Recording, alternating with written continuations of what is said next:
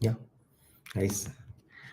Good evening, friends. I did the last video on the things you need to learn before starting Mulesoft Journey, and in today's session, we will elaborately discuss the concepts that you need to have knowledge before starting your Mulesoft Journey.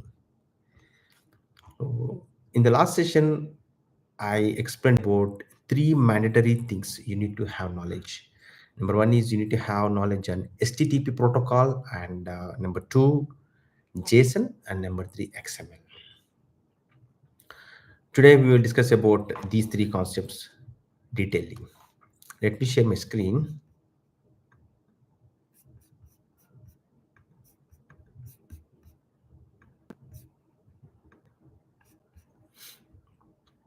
The first thing is you need to have the understanding of HTTP protocol. This session is for the non-IT guys who don't have any idea about the computer systems, networks. Still, they can pursue the career in the MuleSoft. So for those guys who don't have knowledge of HTTP or JSON or XML, this session is useful to them. For those the guys who have already knowledge of HTTP, JSON, XML, might be you can do some kind of brush up.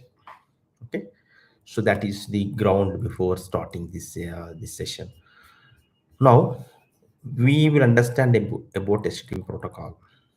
First, I will explain in most layman terms. For example, I'll take a story and I will explain this about a story.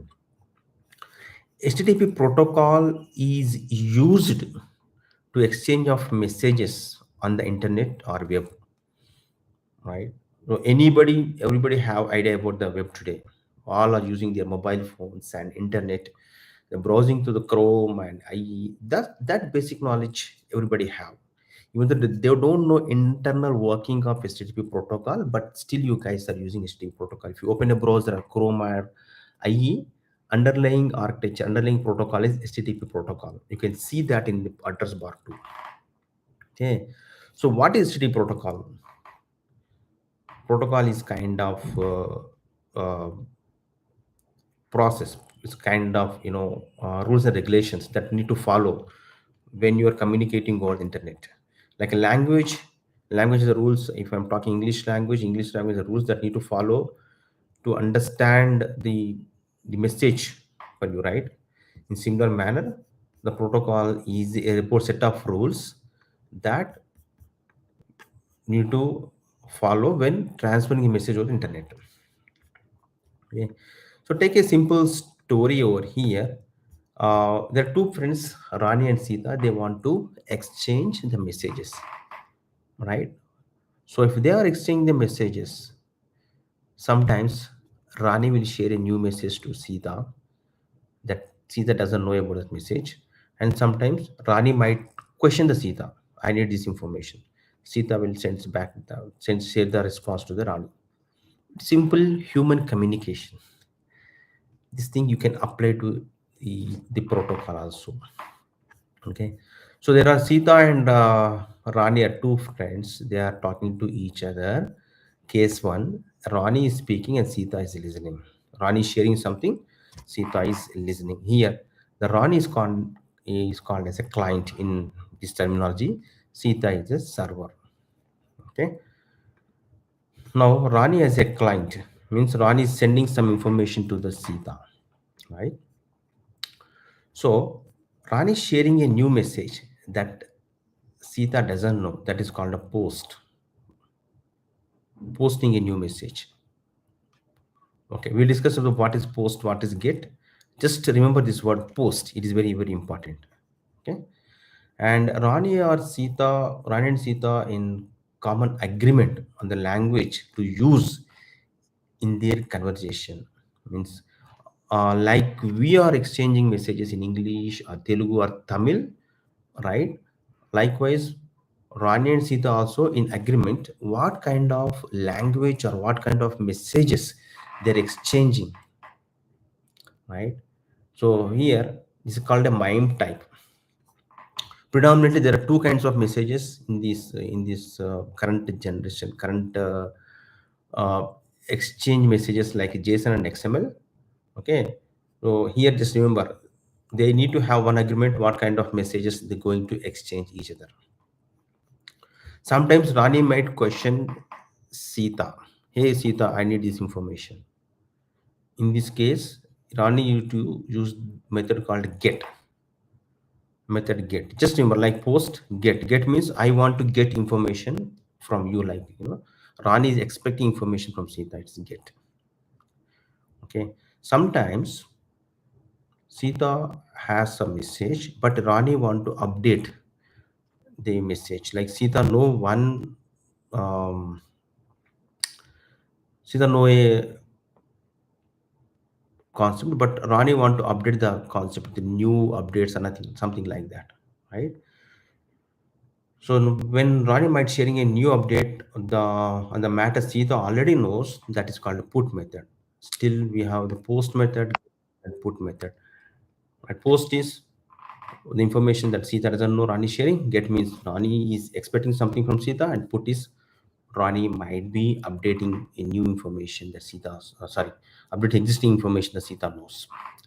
And Rani is asking to forget a message, that is message no longer valid. It's a delete method. So just remember these four methods. Okay, so this is a common way a communication happens between two humans, right? Sometimes we will share a new information to the other person, or we will expect information from the other person. uh, Now Sita is server. What server will do?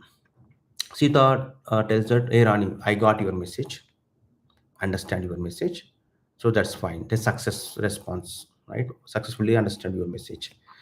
And sometimes uh, the message conveyed by the Sita is not proper manner. Maybe the clarity in the Sita, sorry, Rani's speech is not good, so Sita doesn't understand the message, right? uh, so those kind of messages means the message is not properly received by the Sita. Those kind of, that is one scenario. In that case, Sita sends some kind of error message to Rani. Hey Rani, whatever message you conveyed, I didn't understand, I didn't get the message. That is second scenario. One is success scenario, means I understood your message, that is 200 code. Sometimes I didn't understand your message, that is 400 code. And sometimes um, Sita shared a message successfully to Rani. So Rani shared successfully message to Sita, but Sita is not able to understand. Not Sita is not ready. That's Sita's mistake. Maybe Sita has a ear pain or something like that. Sita is not able to understand the message because Sita's incapability. Those is it's in the find error. Here, Rani, I received a message, but at this moment, I'm not able to understand your message. It's my mistake. That's fine. So predominantly these three responses will the Sita will send back to Rani in this human-human communication, right? So we can apply exactly this pattern, this communication in enterprise systems. When from the browser you are asking something. For example, you have account in HDFC Bank, you log into HDFC Bank and you are seeing something like, okay. So in this case, your browser, your machine browser is a client, and HDFC Bank, that is server, right? So this is kind of message exchange happens, but between your browser and the HDFC server, right? So this is a scenario story. Now let's see, understand what is the main idea of HTTP, right? So it's introduction. HTTP stands for Hypertext Transport Protocol, right? So whenever we started internet messaging, we are exchanging messages over web. HTTP is a foundation for that, right? Now we see the key points over HTTP. The key points is like URL. URL indicates the address. When client and server are exchanging the messages, the server need to have the address from the client can send the message to that address, right? That's called, the address is indicated by the URL. universal resource locator. In the address bar, we given accessbank.com or hdfcbank.com. That's called address. That's called URL, right? And this HTTP protocol runs on client server model, right? So like here in the earlier scenario we discussed Rani and Sita. Rani is a client, Sita is server. Similarly, we have a client server model. The web browser, the Chrome or IE, that is a client, and the address you given either bank or any railways, that site is called server, right? So the communication is like that: client server. Client will request a server like a get, post, put, or delete the existing, with these methods we discussed as part of the scenario. And server response back to the client, that's HTTP response.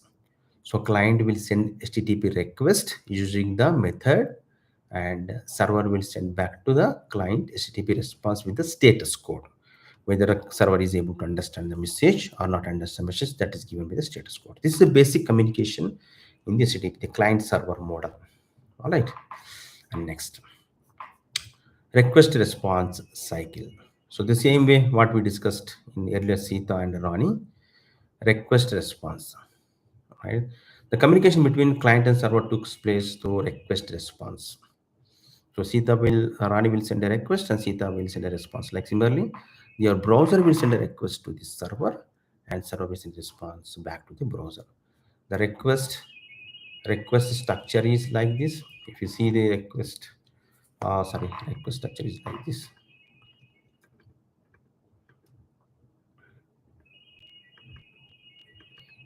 Okay, this is a request. Maybe the request might be from HTTP, might be from web, or might be from mobile. I should elaborate this thing one sec. Quick look. Yeah.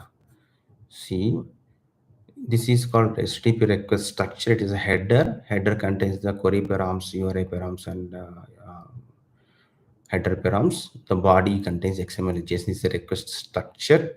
We will discuss about the request structure in next sections. But just remember, there are two sections in the request, that is called header and the body. Header contains all the parameters. The body contains actual business data that server need to process. All right. Then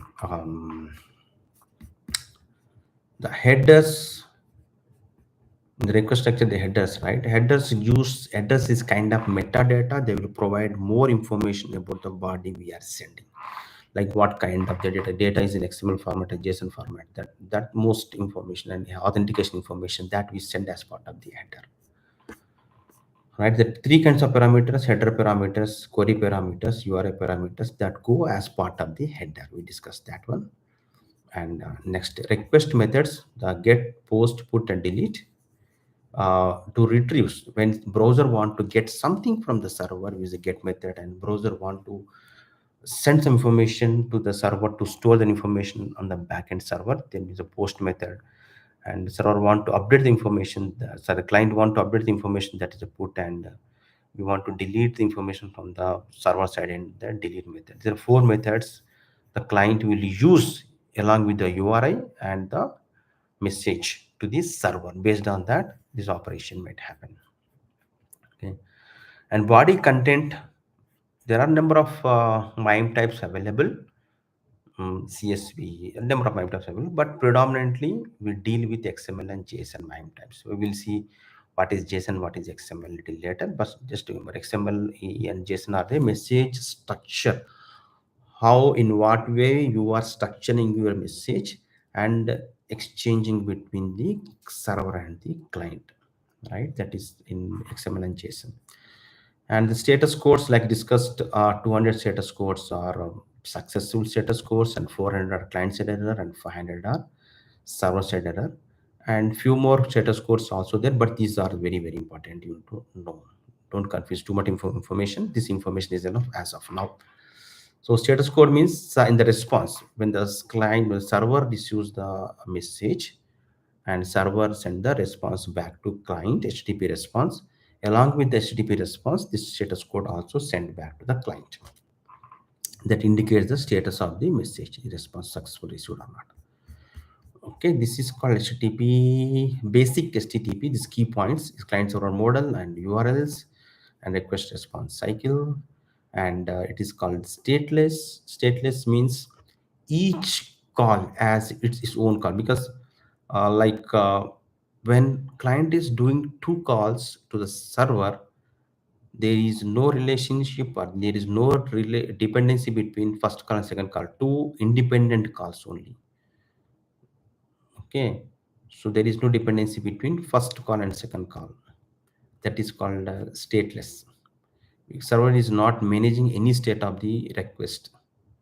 Okay, every call is a different call, unique call only. There is no, server is not storing any state of the request, right?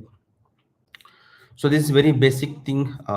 You can get more information on the internet also for HTTP. Uh, then there are some kind of action items you need to do. Action items like there is a tool called Postman available on the internet. Download Postman, go to the Google, you get the Postman. It's similar look like this. This Postman is used to test HTTP requests, HTTP request, like uh, you can do, you can call any HTTP service using the URI and you can get the response like that. I can send HTTP parameters, query parameters, all the stuff using this thing. Okay. So there are some free HTTP services available on the internet. You can call them. For example, you can do, go to Google and JSON type code, something like that. I get the, this is the API we can test. Free API, HTTP API we can test. We can see something like get host users. See, this is the URI. By default, the browser is a get, browser to the get. Copy this thing, and whenever Postman got installed, go to Postman and try to see the same thing over here, and you will get the response over here. See, it is still 200 status okay, 200 status okay, and use a get method, right?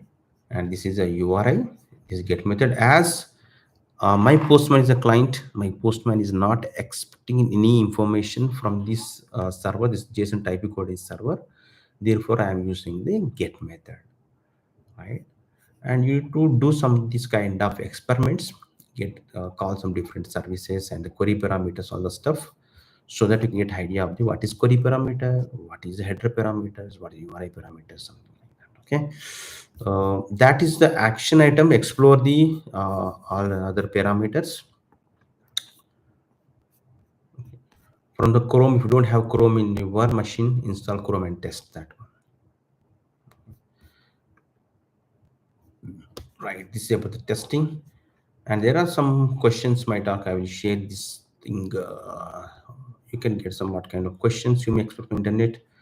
What is the protocol and how does use work? What are the different HTTP methods we discussed? What are status codes? What is HTTP headers? What is the difference between HTTP and HTTPS? HTTPS is a secure protocol. You want to encrypt the messages what is transferring back and forth between clients and server. We use HTTPS protocol. Okay. So this is about the basics of HTTP. You can get more and numerous information available on the internet in case of blogs and YouTube videos. Explore and get some idea of HTTP before starting your Mulesoft journey. The second thing is, I'm closing this thing. The second thing is you need to have a idea of a JSON. JSON is very simple. Just spend an hour, you can get idea of JSON, right?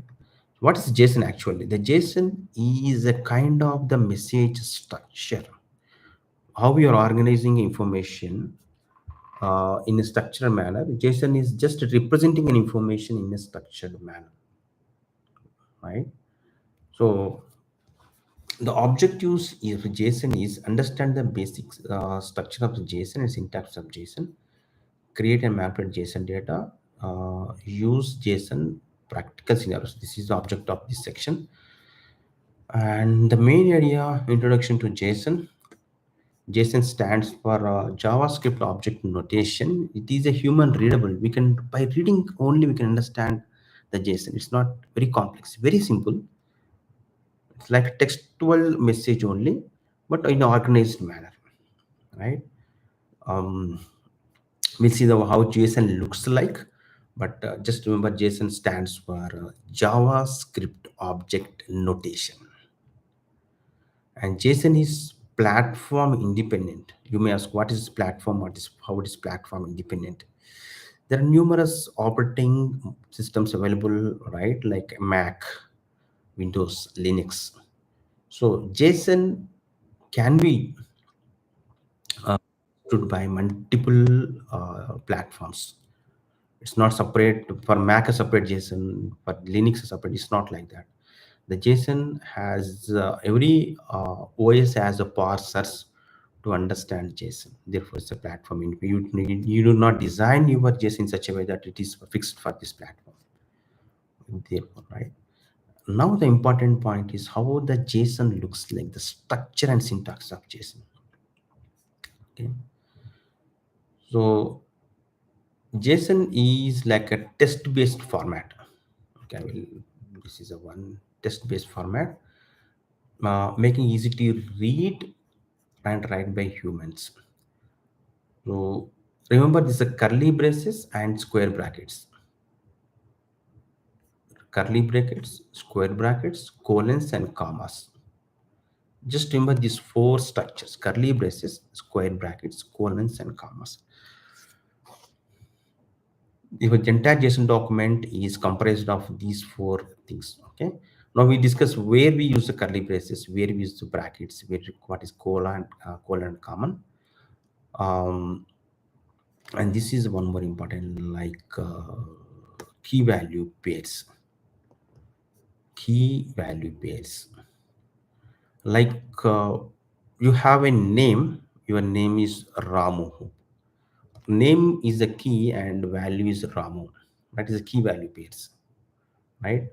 uh, JSON, most of JSON document, we define the data in terms of key value pairs. What is the key? What's the corresponding? What is value, right? And collection. Sometimes you want to represent a collection of cities. If your cities is a key and value might be the collection. Like what there are some cities in India: Chennai, Mumbai, Hyderabad, Pune, like that. We can put all this in a brackets, like square brackets. We put those into this bracket. That's called array, cities array.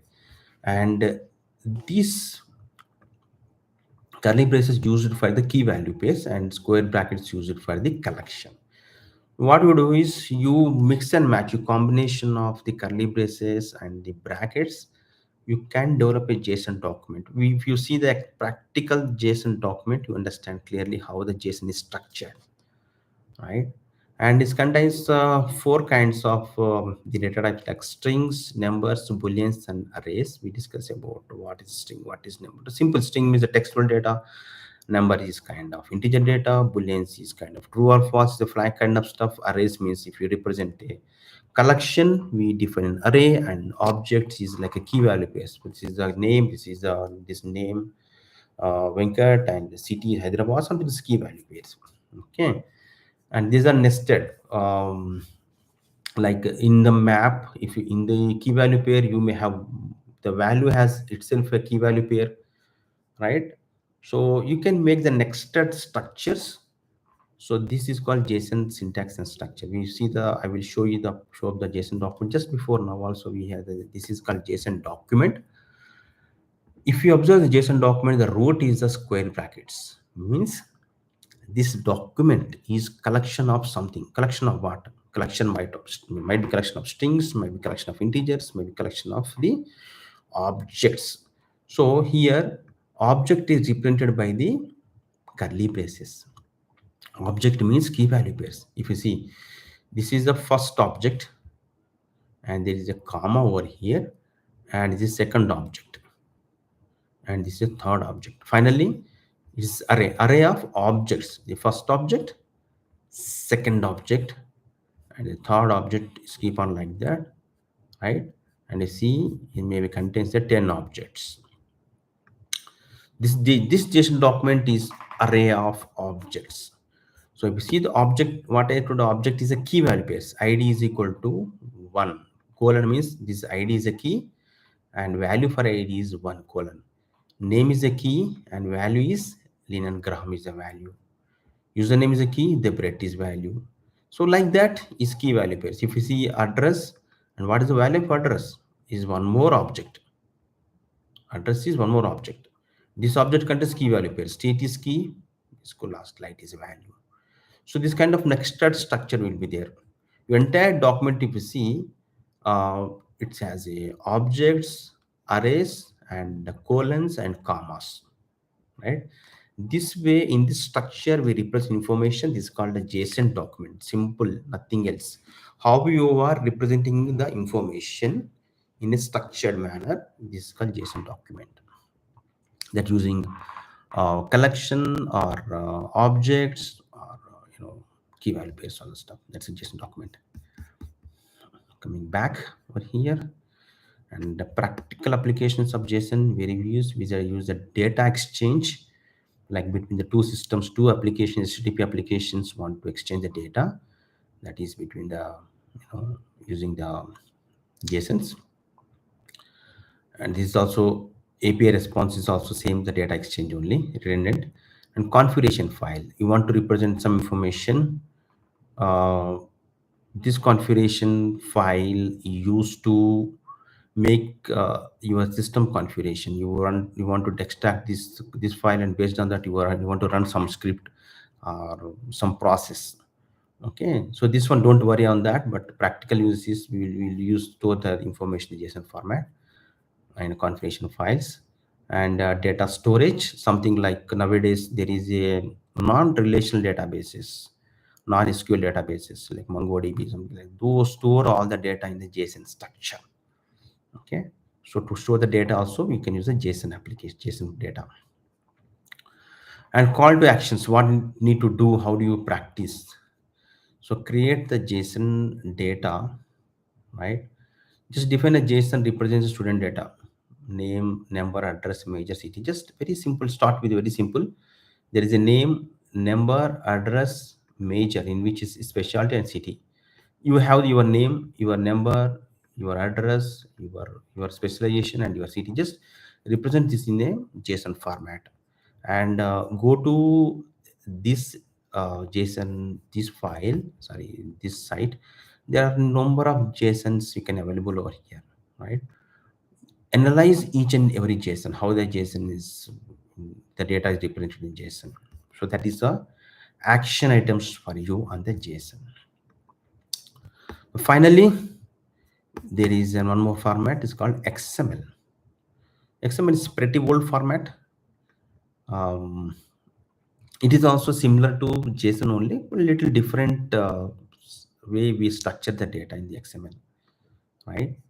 So don't worry on this. Will see very simple thing, like how XML look like. XML is that stands for extensible markup language. Okay, the main purpose of XML is to provide flexibility and extensible way to represent and exchange data. Okay, in simple terms, the XML contains opening tags and closing tags. You can represent your own information in XML. Whole the thing is how you are representing the information in XML, right? So let me do a simple thing over here. So you have the information and your information. One second.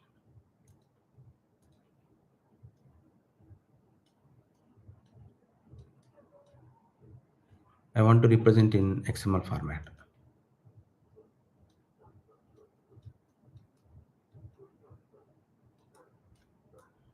right? So for that, your name, age, and city, right? So I can take one simple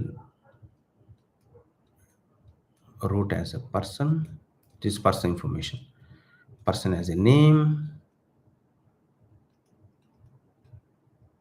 So Venkat,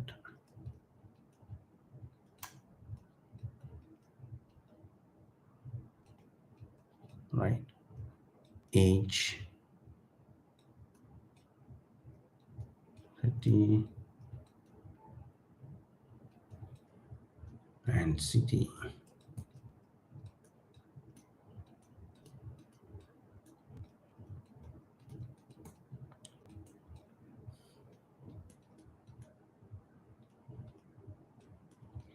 So by seeing this document, you can understand is the document of a person whose name is Venkat and who age is city and who resides in Pune. So this information we are representing in this format. This is called XML format. This is opening tag and closing tag. Person. If you represent more persons, right? Then what we can do? We can open one more thing called persons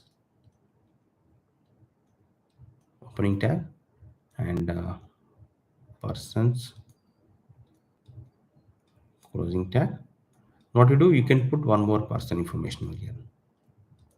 Person, person, right?